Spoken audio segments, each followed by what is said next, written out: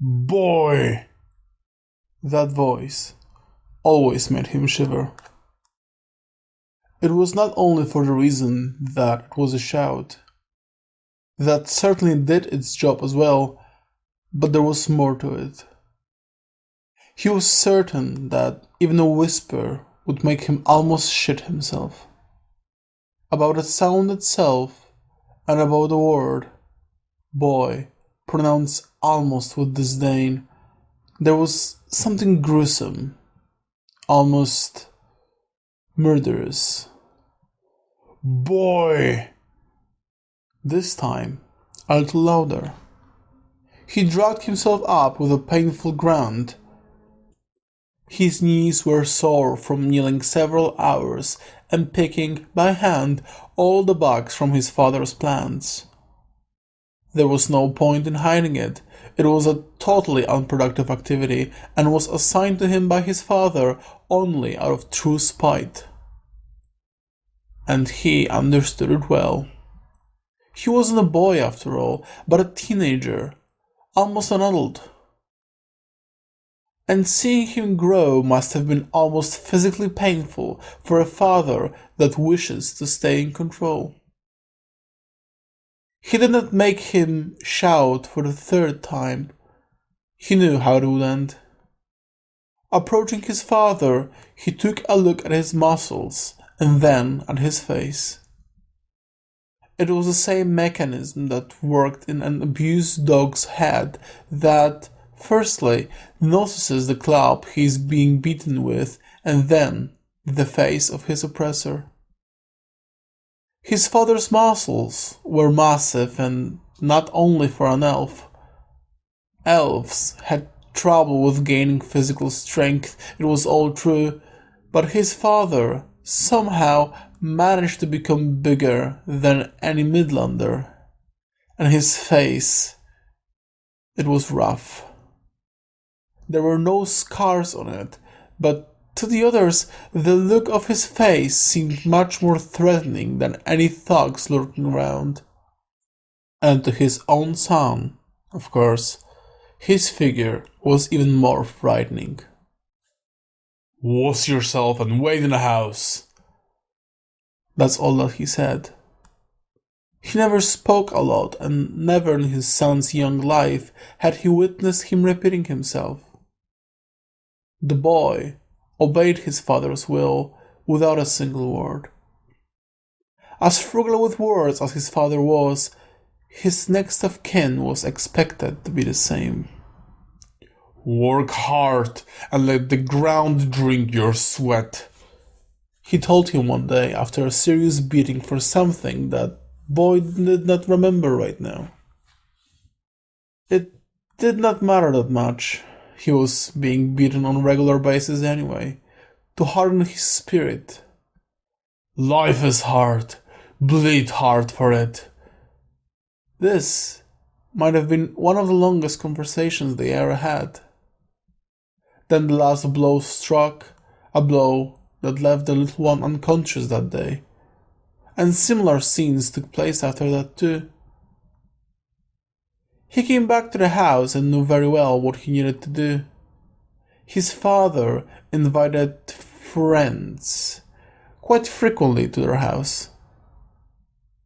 They had long, vulgar conversations about subjects he knew nothing about, but was always very eager to learn. His task was to prepare the house for the guest's arrival. It was perfectly clean, as he cleaned it thoroughly for his father on a daily basis, but there was no food, and drinks needed to be prepared as well. They always had so much meat that it was almost unbelievable for a boy that they can even afford it. He hardly ever ate meat. And a lot of alcohol. He had never seen his father drinking at all when he wasn't partying. So he roasted the pig in honey, prepared duck with sliced species, and baked some sweet potatoes, serving alongside some sweet chocolate cupcakes. Plenty of meat and ale was chilled and ready for the guests. Before they arrived, his father checked the quality of everything that was made, and always rebuked his son for something, no matter how perfect it was. "There is no perfect," he used to thunder. "No matter how good you are, you're never good enough." In the end, the pig might have been a little bit more tender on the inside and crispy on the outside. Slices are not cut evenly. The food could be presented better on a plate, and his father was not only a screaming, demanding monster. He was always able to prove that he's right. Because, despite the fact he never cleaned or cooked at home, he was the one that taught his son everything. He cleaned better and cooked better. He was a better farmer and horse rider. And not only a little bit better, he was the best. The best in town, maybe in the country, in everything he was ever doing. And people admired him greatly for the person he was. There was a time in the late evening when everybody was so drunk that they did not need the service of the young boy. His father usually allowed him to go to sleep, only to start his day with cleaning after them. And it was a very rare occasion for him to meet his friend, Thalia. He sneaked out of the house when the time was right and found the little wooden house she lived in. She was about his age and still lived with her parents, two kind-hearted people that served the local community as gardeners. And, indeed, their own garden was a piece of art itself. A variety of flowers looked as if ripped out of some painting. Their petals were colorful and juicy, and no weeds were disturbing the flowers' growth. To the young lad, it seemed like even the ground they rose from was prettier than the one around his house, although he did understand the absurdity of that statement. He knocked gently at her window 4 times, as agreed, and ran to wait for her by the large oak when they used to meet. Sometimes she was too tired to come, sometimes her parents also woke up and she couldn't sneak out. But this time she did, and she met him after a few moments. "Hi, Wilbur," she said in a tired voice. His name was almost alien to him, for his father never used it often. "Hi, Thalia," Wilbur replied and smiled, but it was not visible to her simply for the fact that it was middle of night. The sky was clear and the stars bright, but not nearly bright enough for facial expression to be seen. That was what made their meeting so special to Wilbur, so mysterious. "How are you doing? Do you sleep well?" She always asked about sleeping. It irritated Wilbur greatly because she knew very well that he never slept well. Why ask about something that is obvious? But he was always polite to her. In the end, he had no friends but her in his life. "Not really, but doing my best," he answered gently. "You could sleep now, instead of coming here." Her words hurt him at first. The first thought that came to his head was questioning if she was interested in meeting with him at all, but he knew it was just a poor choice of words. He liked to believe that she was happy to see him. No matter what his mind was telling him, he was always locking himself on that idea. She likes me as much as I like her, and she likes seeing me.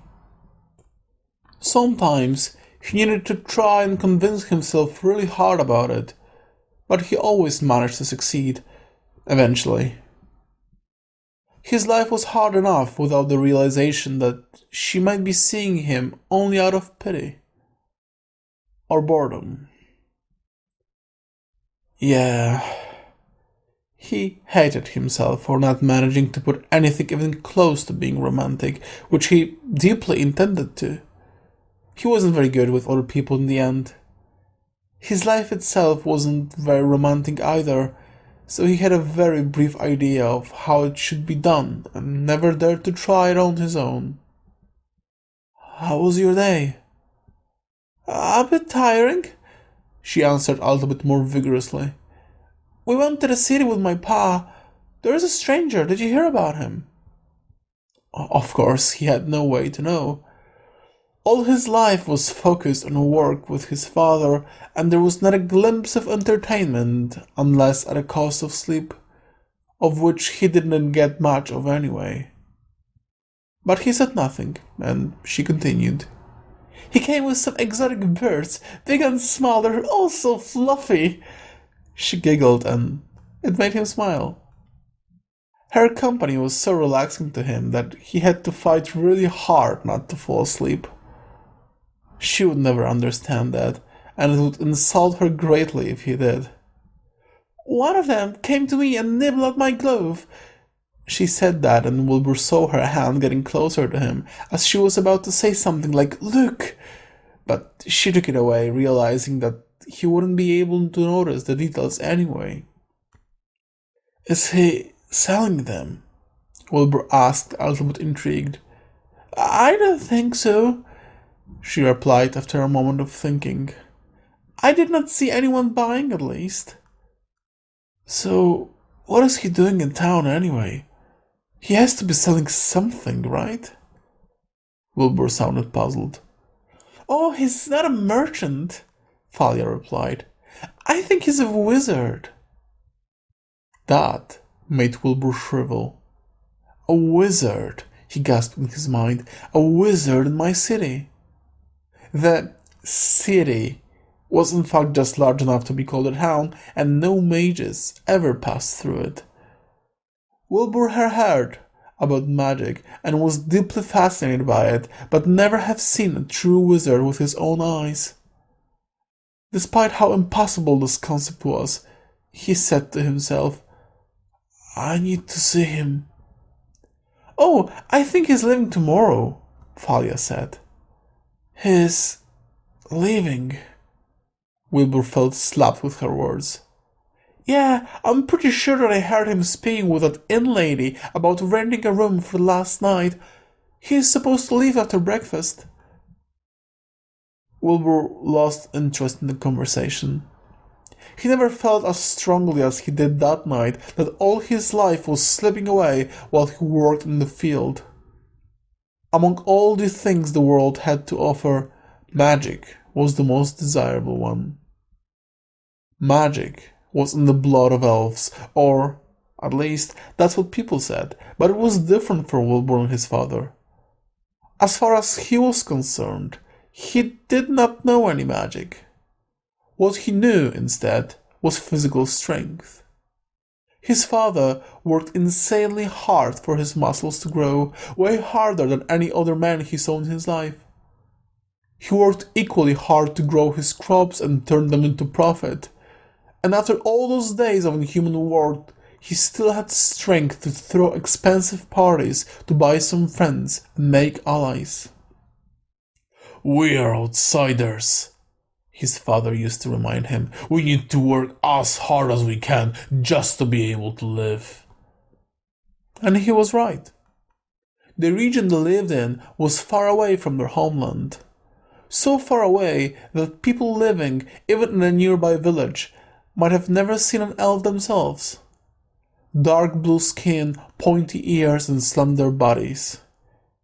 His father did not try to cover his body features, he even seemed to be proud of them, but he did, in fact, do everything in his power to make himself an absolute beast, despite his body denying him this privilege.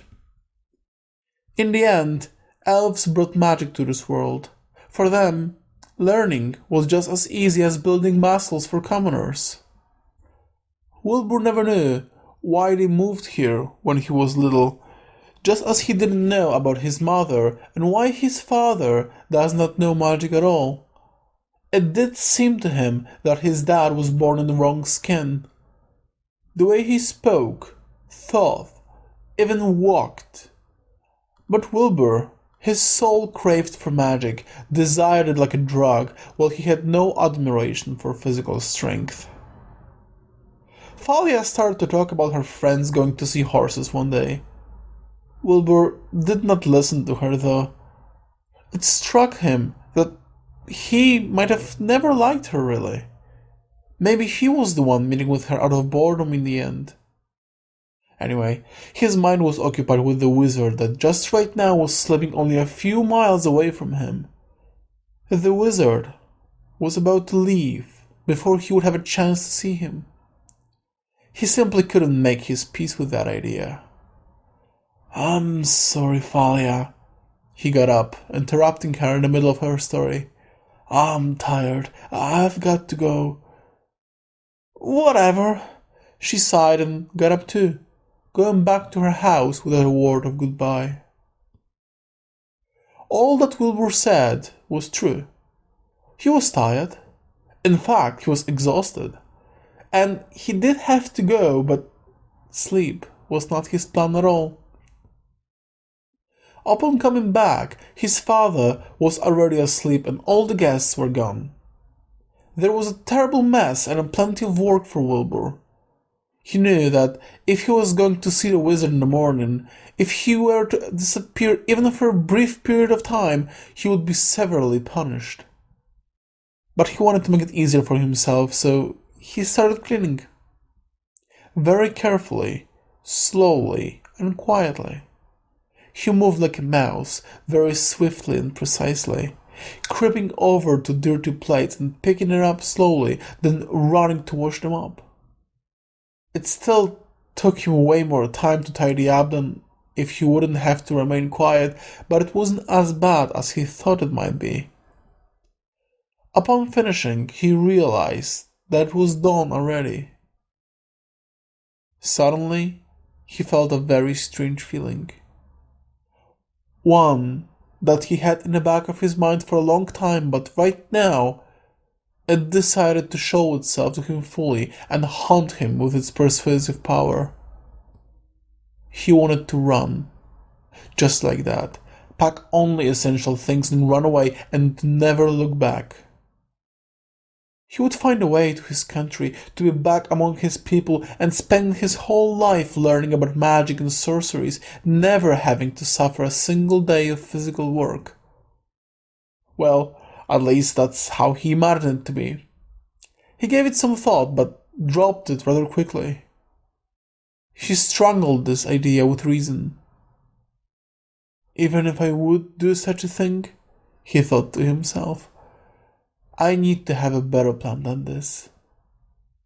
So he just approached the door, intending to leave, see the wizard, maybe even speak with him for a minute or two, and then come back. That's just how much pleasure he allowed himself for the night. Couldn't sleep, huh? His father's voice made him jump. Fortunately, he never even reached for the door handle, therefore it was possible he might avoid the consequences. His father continued, Me neither. I heard you cleaning up. Then his father raised himself from the armchair and approached the boy. He was massive and looked incredibly dangerous, even tired and hungover. Wilbur expected at least a slap, but instead his father did something entirely different. The young boy couldn't recall doing ever in his life. He made Wilbur's eyes filled with tears, and these were not tears of pain or sorrow. Not this time. He grabbed his arm and said, You're a good boy, Wilbur. Hard-working, conscientious. I'm proud of you. Wilbur did not know what to say. He stuttered and looked down, not being able to bear his father's look. He let his arm go and continued. It was so bizarre, totally not like him, and Wilbur did not know what to make of it. I think you're ready, he said. You became tough, and there's not much that can break you in this cruel world. It is time for me to teach you more about the world, now that you're ready." Then he pulled out a chair and glanced at it, giving his son a sign he should sit, while he sat on the other one. That was also unusual, since they never even ate together. Wilbur approached the table slowly, feeling so strange and embarrassed by a privilege that was never granted to him in the past. But he did as his father told him, as he always did, and sat next to him. "When the time will come, I will tell you the story of our migration, and I will listen to your questions. But there is too much for your young heart to bear just now. So I will tell you only this, son. Our homeland does not want us." It struck Wilbur really hard, and he didn't know why. He never even knew anything about the isles they were from, and yet he seemed to miss it anyway, and hoped to go back to the place he did not remember. "Our kin drove us out, and your mother, my wife at that moment." He stopped for a second and looked down, trying to gather his thoughts. Then he looked up at him again. "She is willing to cut us down. She would do so, for the very fact of our existence is an insult to her." As Wilbur listened to his father, he kept observing his eyes. There was something more in them than there was before, something more genuine, more honest. As if he was just playing a role for the last 15 years, as if he was just pretending to be such a heartless monster. Now, before him, Wilbur saw a real father, one that all the boys and girls he knew had. Strong, but gentle. Not a tyrant anymore. It didn't make him put his guard down, of course, but it seemed real enough for him to want to. He wanted to hug him and cry as hard as he could. Naturally, he refrained from doing so. "I took you as far as I could, and we were safe for a very long time. But it seems like we have been found at last," he said, and Wilbur's heart started beating faster. He knew what his father was about to say. "I heard this night about a wizard visiting our town. He is from our homeland, and although I don't know anything about him, I am forced to assume that he is coming for us. Dealing with him will be the beginning of your lesson." "Lesson?" Wilbur dared to ask, not sure if he'll be punished for speaking without permission. But his father did not seem offended at all.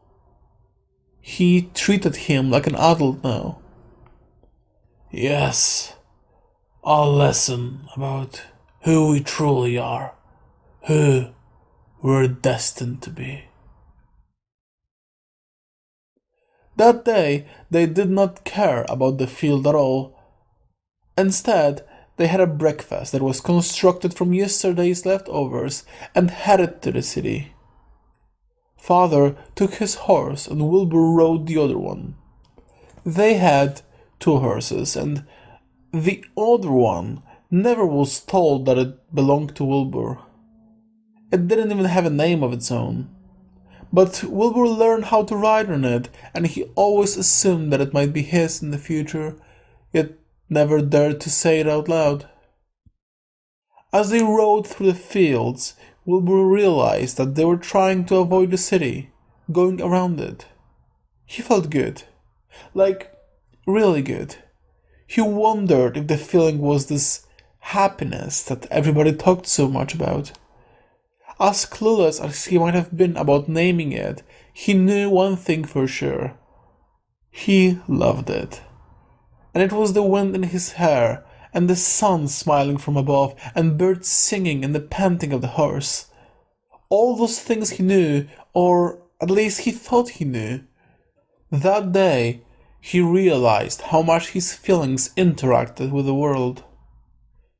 Reality, so gloomy and depressing, struggles around every corner, made all those things darker in a deeper sense. Right now, all seemed too bright. A little thought was nudging him through. Not strong enough to get past all his euphoria, but rational enough for his consciousness to notice it at all. He's been wondering, what is so happy about a murder? And he thought that he knew the answer. The answer was that even in an act so treacherous to humanity as murder, if done with your true father, found for the very first time, the sun does not shine less, and bird songs does not get quiet. The world does not care, he thought to himself, as long as I don't care. And it led him to great discovery that, despite its indisputable greatness, Wilbur never explored thoroughly.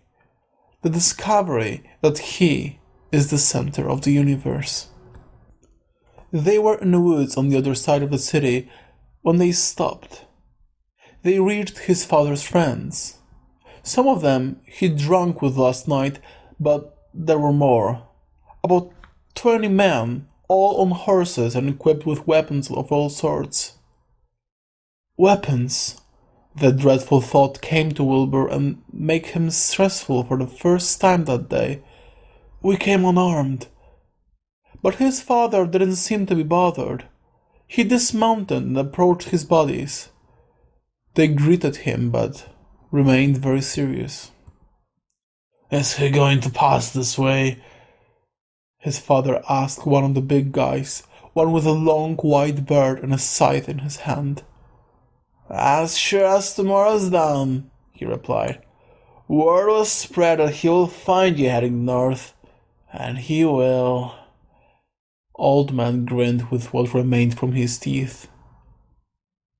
Dawn is not as sure, though, his father replied, but seemed to be satisfied with the answer. Not for everyone, at least. He spoke briefly with the others, and then he gave the order. Everybody knows what to do. Get ready!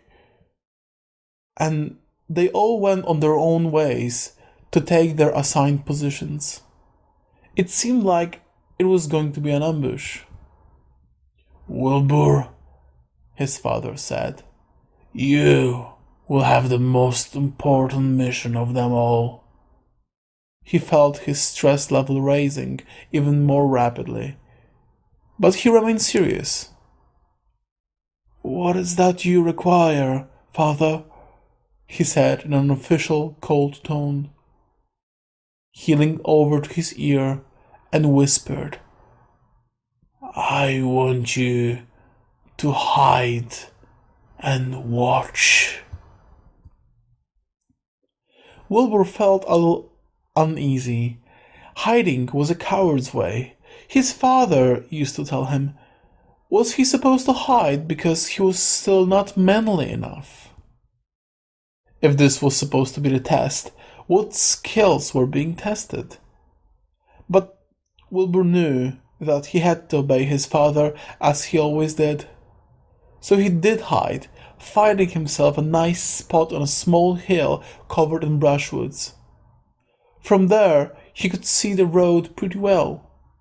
And soon after that, he also saw the wizard approaching. His cart was dragged by 2 donkeys, lazily pulling him and his collection of birds all quivering in their cages over the rough country road. He was exactly as Wilbur imagined. Long blue robes and face covered in a hood from which only his long white beard was sticking out. He kept going slowly, and Wilbur noticed some of his father's companions moving in the bushes. If he saw them, the wizard must have been aware of them too. But it seemed like he didn't know at all. Suddenly, Wilbur realized how fast his heart was beating. He was anxious, but what was the reason for it? He had saw murder before, he saw people beating each other to death. But there was something different in this situation, something more dreadful. His father's friends might have been loyal to him for whatever reason, but they were no professional warriors or soldiers. They were carpenters, farmers, or small business owners. For this reason, excitement drove them to attack the wizard too early. At first, only two of them rushed at him, jumping with a ferocious scream from between the trees. They had hatchets in their hands.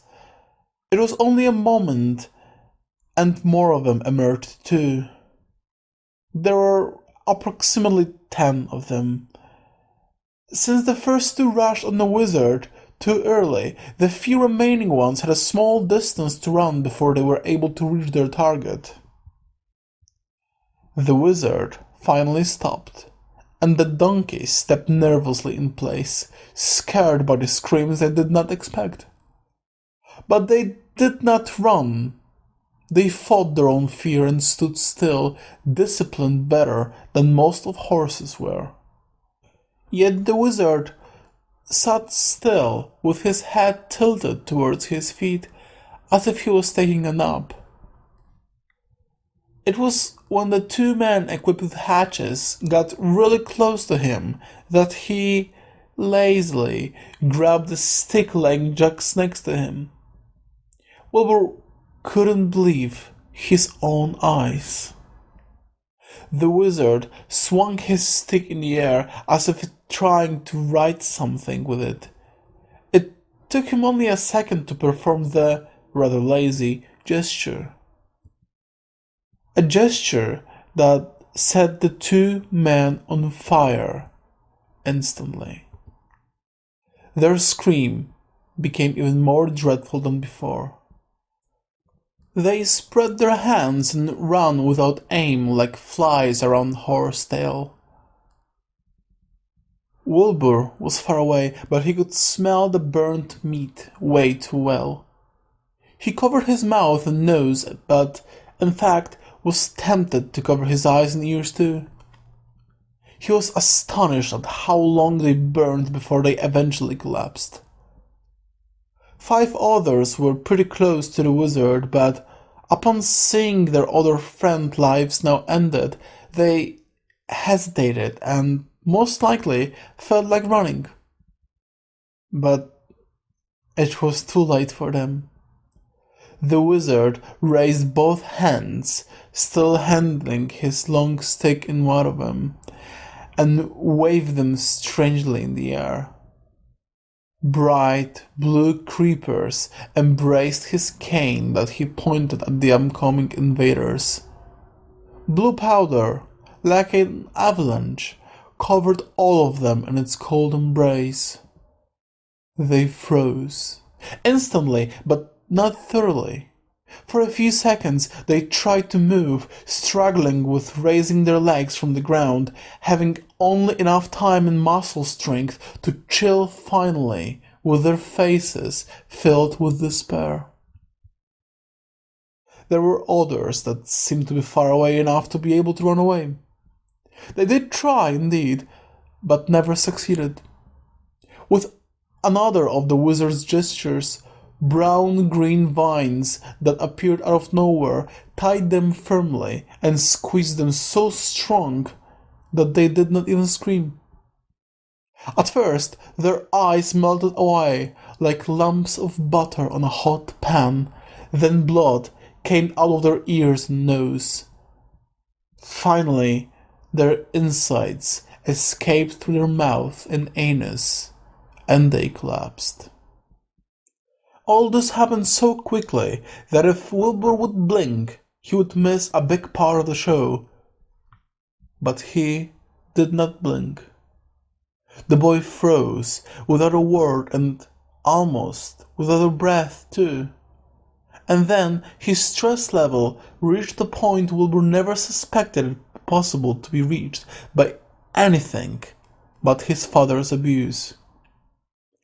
Everything he has been carrying in his insides found its way out almost instantly through his anus and uterus.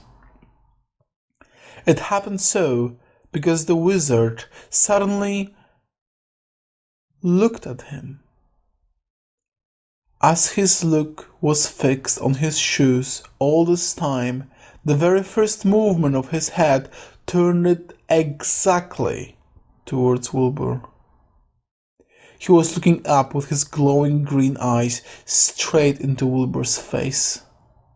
Eyes glowing in green fire, so real and vibrant that it was burning young lad from the inside. "Nice show!" a deep, murderous voice shouted from beneath. The wizard looked at its source, leaving Wilbur alone. It was his father, walking in the middle of the road without his shirt. He did not carry a weapon, but not a shade of fear could have been read from his body language. He walked toward the wizard as if unaware of what just happened. Wizard did not answer him, and Wilbur, now covered in his own feces, wondered if he was mute. He knew that some monks tore their tongues out of their mouths, but did wizards do the same? At that point, he believed, there was nothing that would surprise him. Merely a few moments after that thought, he realized how wrong he was.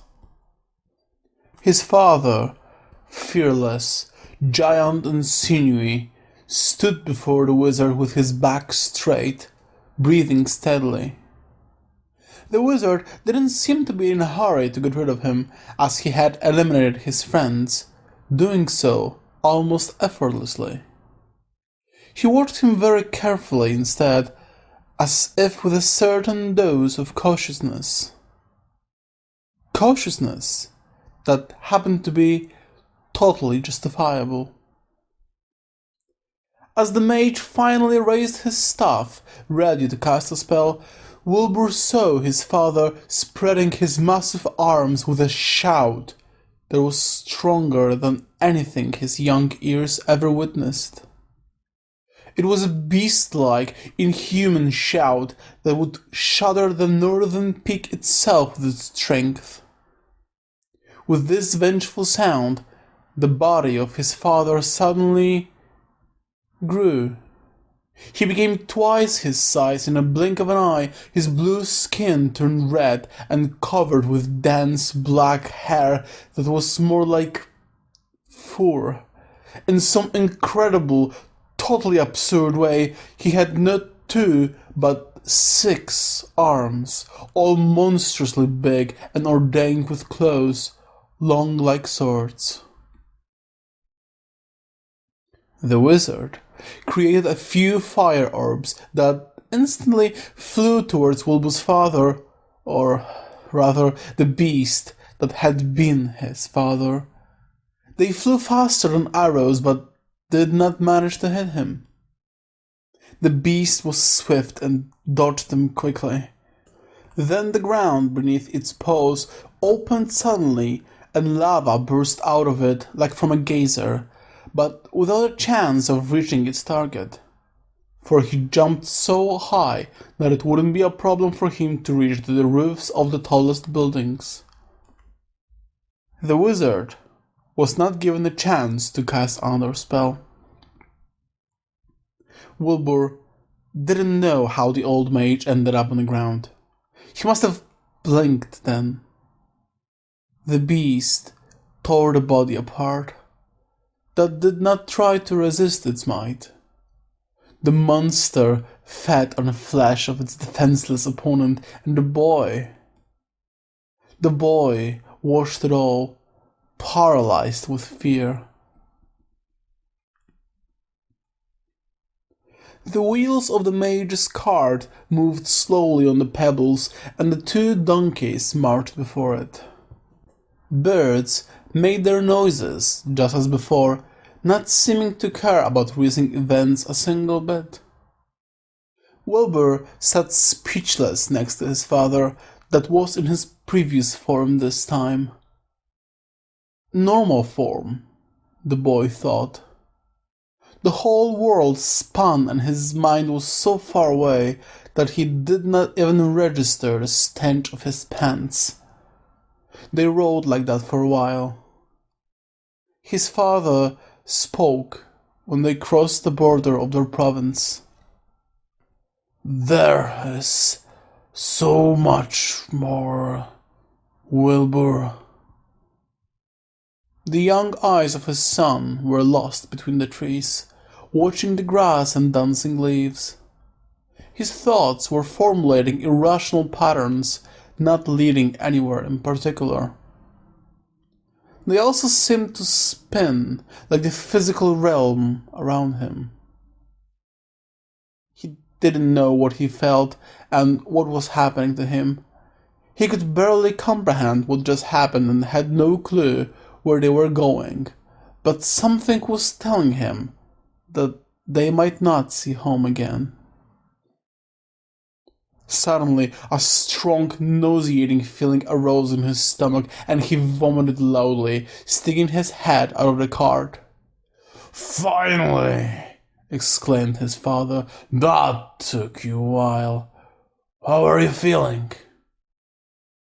Normally, Wilbur would feel honored by his father's concern, but this time he didn't seem to notice it at all.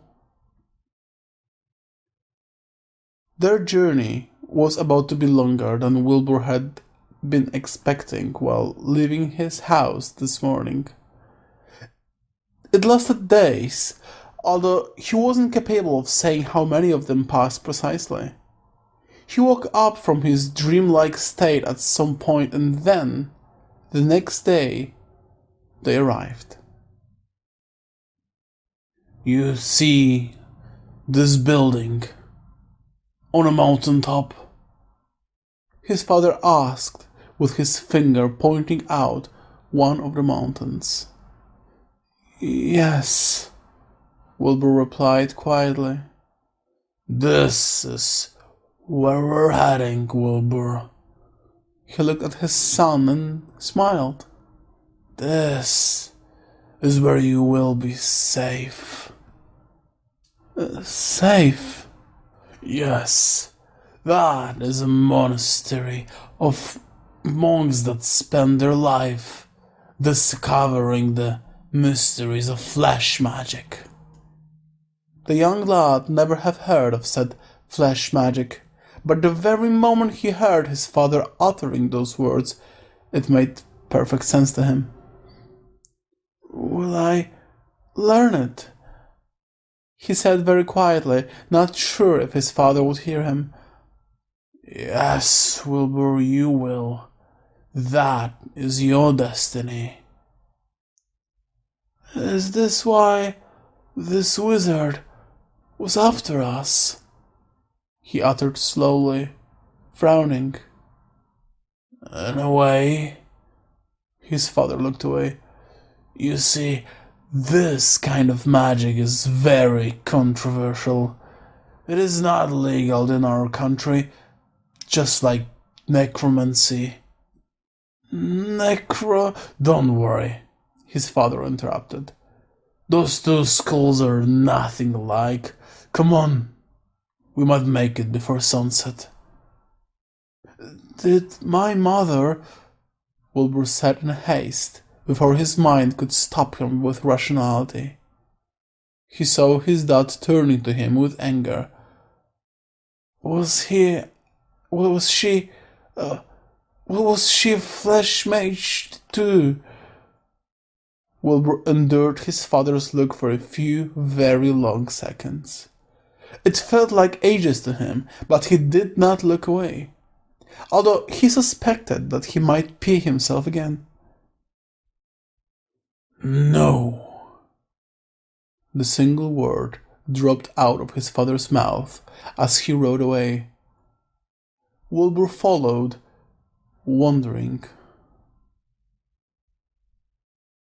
They did manage to arrive just before the sun went down, but barely.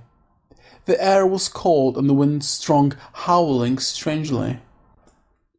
Wilbur had never climbed a mountain in his life and knew that the winds up there are strong, but he couldn't recall ever hearing about the strange sounds that it makes.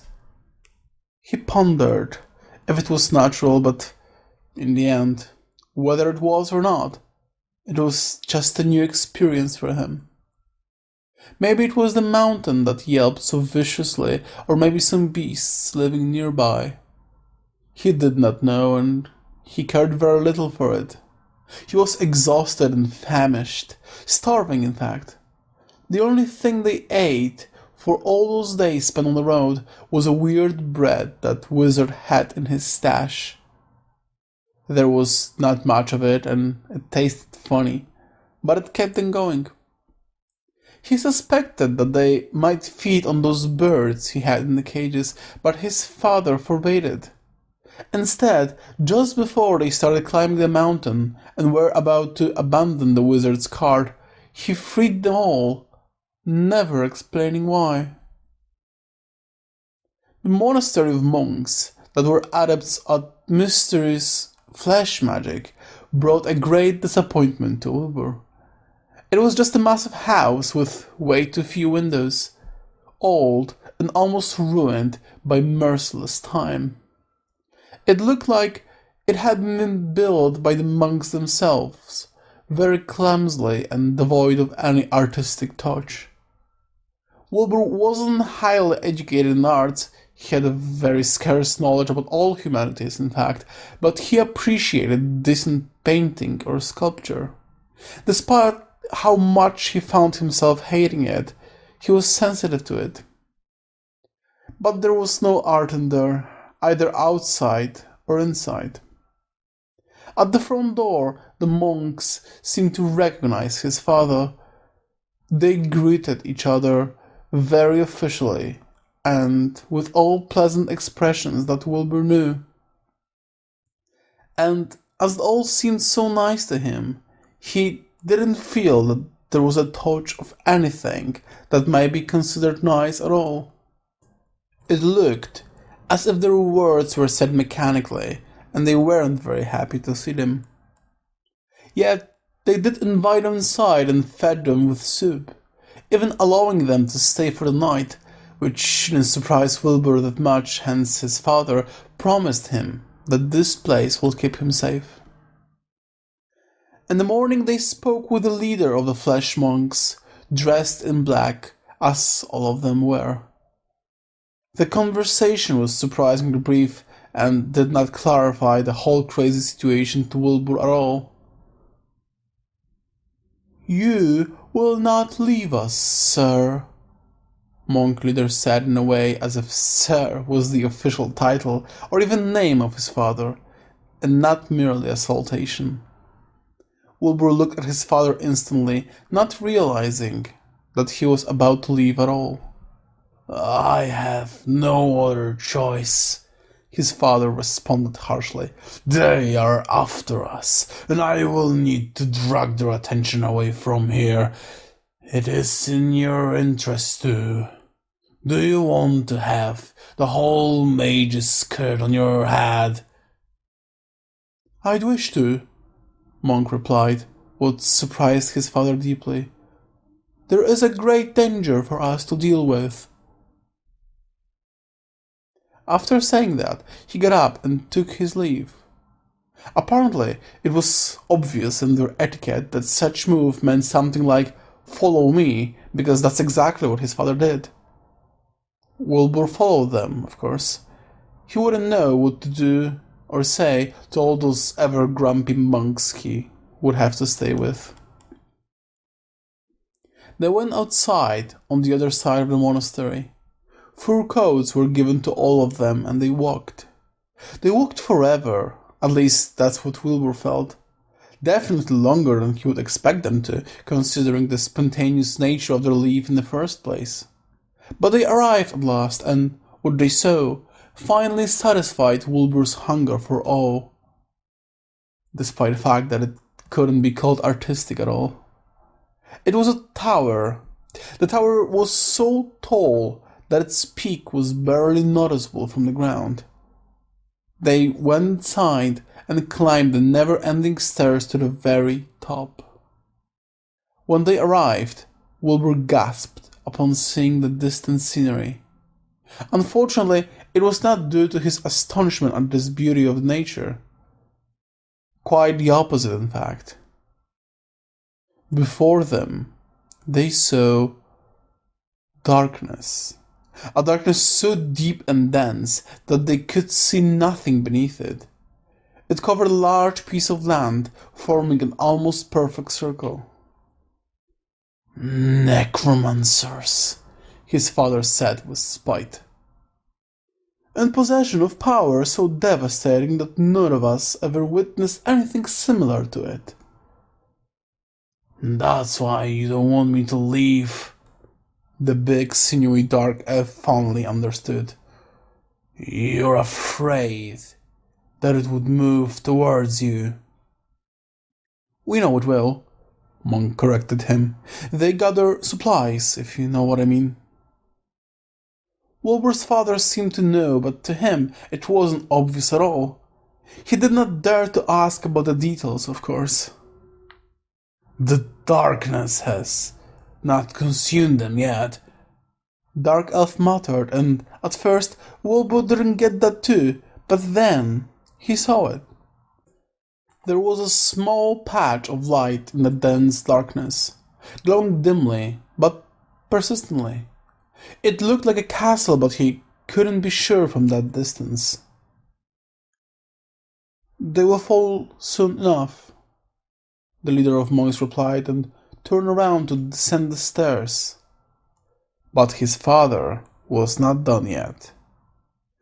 "They will, if left alone," he thundered. "I do not care about them, but by bringing help to them, we might stop this disease from spreading." His voice was strong and loud, but the monk did not even stop. He kept going down without any intention of commenting on it at all. Wilbur never saw anything like that ever in his life, but there was his first time. Someone actually disrespected his father. They followed the black robe eventually, without a single word uttered, and they got back to the monastery. The whole day Wilbur spent in a large library surrounded by mute monks that did not speak even with themselves. They were all human, not a single elf in sight. The young boy didn't expect things to be different, but part of him felt disappointed anyway. This scene, dear listeners, wouldn't find its place in the story. There was nothing that would have seemed significant or, at least, worth telling. But there was one encounter that, although had no influence on Wilbur's life, I, as a humble scribe, find extremely interesting. Even though I cannot say anything that would explain the magic of the whole situation, I am bound to provide a description of the encounter that Wilbur, if only he knew, would wish to remember. And maybe if he would, things would end up differently for him in the future. But enough of that. The encounter was with a young woman, not dressed in black robes though. She did wear a robe, but it was a white one, as if she chose to be sarcastic. She approached Wilbur only for a moment while he read one of the books he found in the library. All the books, in one way or another, discussed the delicate matter of flesh magic, and he had in his hand a very simple one, explaining the basics and genesis of it. "Are you a monk?" she asked casually. Wilbur raised his eyes and smiled politely. He was sure it was a joke, but she repeated her question impatiently. "So, are you?" Of course I'm not, ma'am, he said politely, a little embarrassed. I'm too young. You are, she replied instantly, almost cutting into his sentence. This conversation was very odd to a boy from the very beginning, and he already wished for it to be over. Do you think that I could be a monk? She asked in an almost polite tone. I don't know. I'm sorry, he replied, not really knowing what was going on. He saw only male monks around, and they all seemed rather old. He would ask her about her presence here, but he was not even an adult, and he was afraid of conversations with strangers. I tried to find out, but I still don't know either. Finally, she smiled, and her smile was surprisingly warm and friendly. Wilbur smiled back, but only for a moment, because then she asked, Are you the son of Sir Valery? Excuse me. His father used the name Warren among his friends, but Wilbur always knew it wasn't real. As for himself, he was to him just a father. Was it possible that he just learned his father's true name? And was his father truly a knight? When the darkness comes and the beast will roar, take the friendly hand to keep yourself safe, would you? I will need your bright eyes in the future. She said that and walked away, leaving Wilbur with a sense of gigantic confusion. He went back to his book, now dizzy and distracted. He thought about telling this to his father, but at first he forgot. Maybe he wouldn't if he only knew that he might never have a chance to ask him about anything ever again.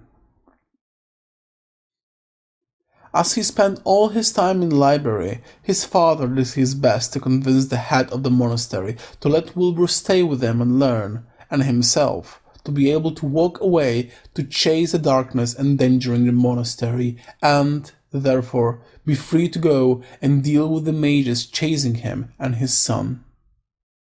The old leader didn't want to agree, for he valued his strength and expected the monastery to be besieged by the dark forces of necromancers, gathering supplies on an area haunted with darkness. But he agreed at last, under one condition. You will go to face this darkness, the monk said harshly, and will return in 3 days. If we do not see you again, the boy will be expelled, and none of us will care for his fate. That was not a bargain at all, but his father couldn't receive more from the deal. He bowed before the monk and prepared for the road. Wilbur did not approach him, but stayed close enough to observe his father. He was scared and didn't know what was going on. When he was ready to leave, he called for his son to come to him. Some part of him, so foolish, ever believing in miracles part, did believe that in his crucial moment he would hug his father, that his tears would be allowed to flow down his cheeks. But that did not happen. They never even touched each other. I will be back soon, he said, so there is no need to say goodbye. Stay with the monks, you can trust them. I will, father, Wilbur replied, doing his best not to appear weak to him. He nodded and walked away into the wind that was supposed to carry him to some dark lands where he would fight the necromancers, allied with some survivors, still keeping light alive in a castle on the other side of the mountain range. Wilbur did not only just wait in the monastery, but, in fact, even began his lessons. To his disappointment, no practice was about to be learned in quite some time. There is much theory for you to learn, said Saipho, an old monk with dense black hair, putting another set of thick books on the table. Learn eagerly and we'll start our practice soon. Wilbur knew how to read and write, just as he knew the basic arithmetics as well. Father taught him all this, but it was a set of skills he never had to use. Learning from books was another way of hard work he did not know, and just as he suspected, was so much more bearable than the physical struggle on a field. A lot of these books were boring, but he was curious about them anyway.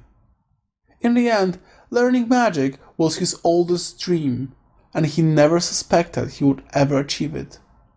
Yet, there he was. Unfortunately, his experience was disturbed by the nervous atmosphere that was in the air. The monks watched the dark patch lying just on the other side of the mountains with dread and disbelief. They meditated, but it brought them only a little peace. The third day came, and then he got even more nervous. He knew that if his father would not come back, not only it would mean that he was dead, but also it would leave Wilbur alone. Could he go back to their old farm and take care of the family business? He thought it might not be possible. He thought that both of them would have been labeled as murderers by this point. In the end, someone had to be responsible for the massacre that happened in the woods. Way too many people have died, and Wilbur couldn't help but wonder. Why would his dad bring all his friends to be ruthlessly slaughtered if he was able to take down the wizard himself, and did not say goodbye to them, nor bury the bodies? He left them like garbage, unwanted objects, and the wizard, his body, he... An image of the beast came back to him. Was this the second phase of his father? Is this really what would happen to him by studying flesh magic? Is this what all those monks really are? Is this who I truly am? He whispered to himself. As dreadful as this thought was, he felt obligated to consider it. What if the same monster lived in him, waiting to be unleashed only for one purpose? To destroy and feed on corpses. It was almost lunchtime, and then the unexpected happened.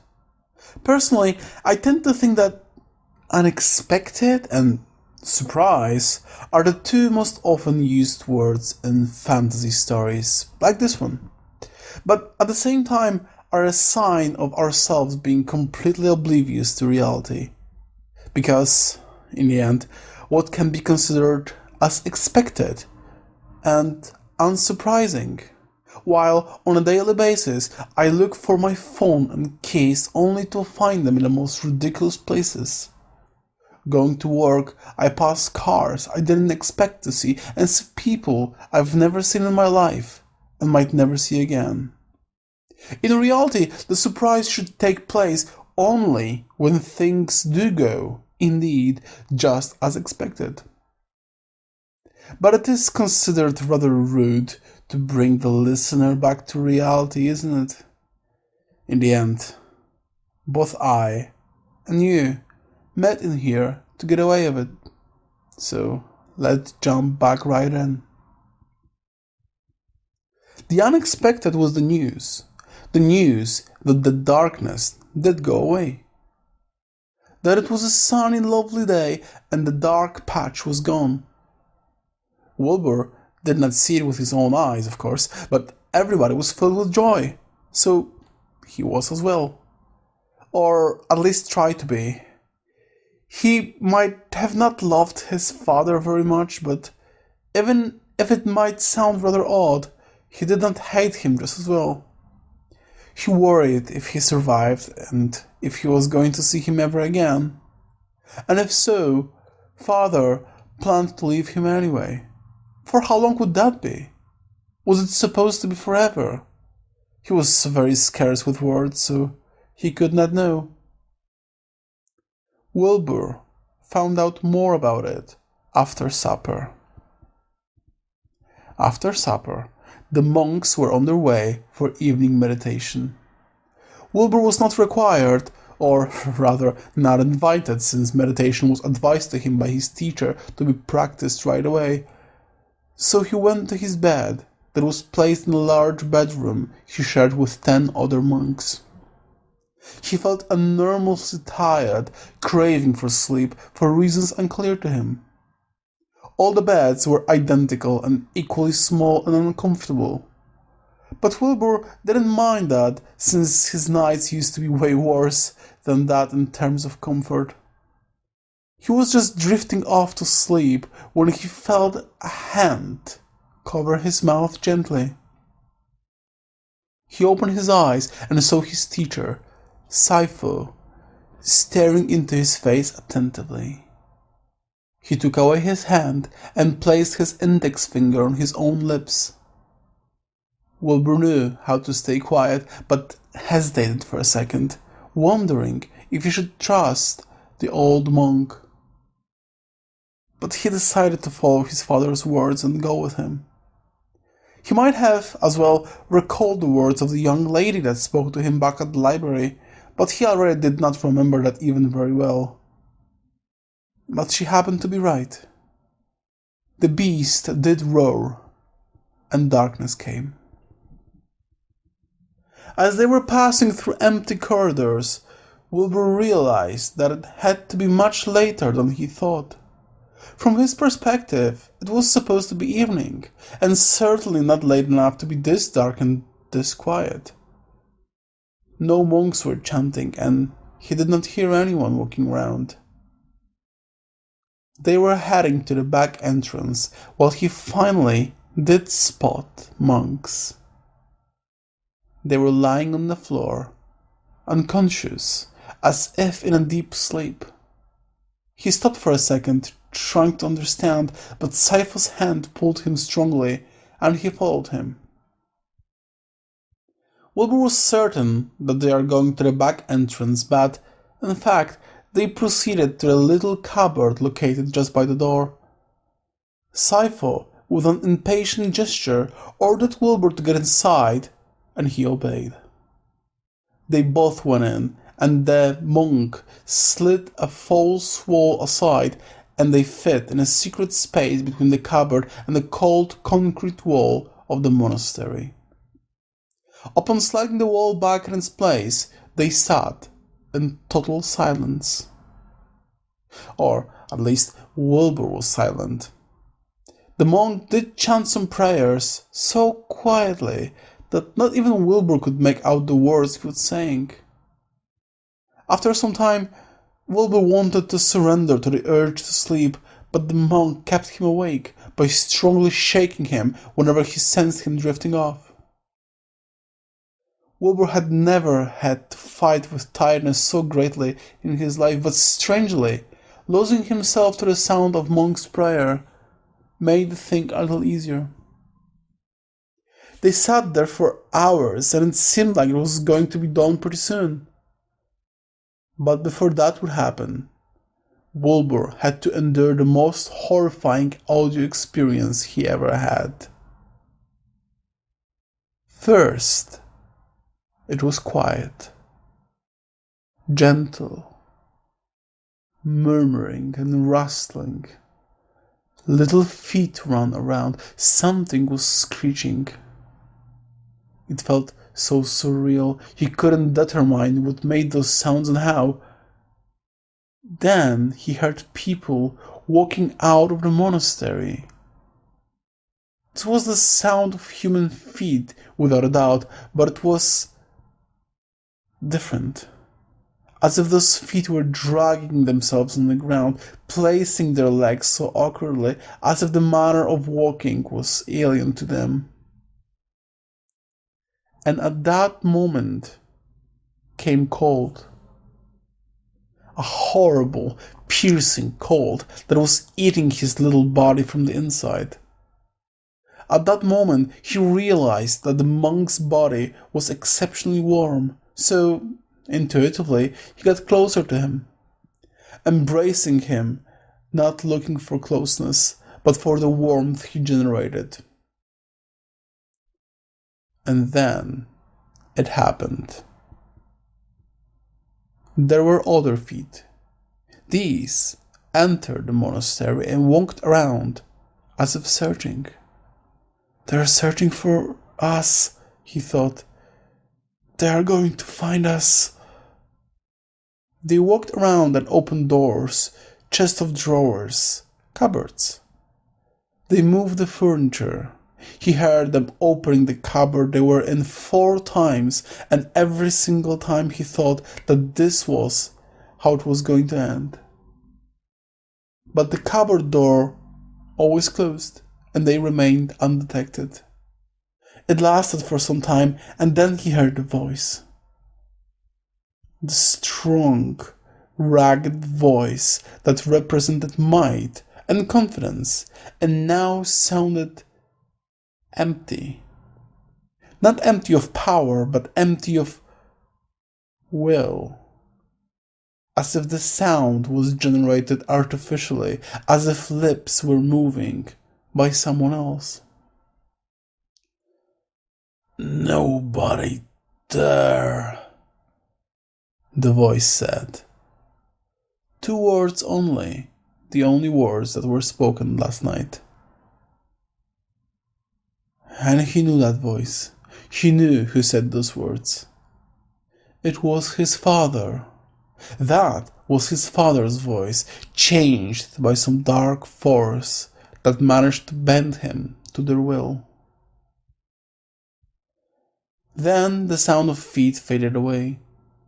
They remained hidden in the cupboard for a while and got out after the longest time. The monastery was empty. Nothing was broken, yet things were completely misplaced. No sign of any human life could be seen. They checked every room and every secret hiding place that his teacher knew, but they did not find anyone. They were the only survivors. While they finished, the monk went to the kitchen. He started putting things back into their place. What are you doing?" asked Wilbur. "Preparing breakfast, then we'll meditate." "What? Are we safe?" His voice shuddered. The monk turned back to him and smiled warmly. "They are never coming back, but you will learn that from your books. Now, help me clean. We'll have to take care for the whole place just by ourselves."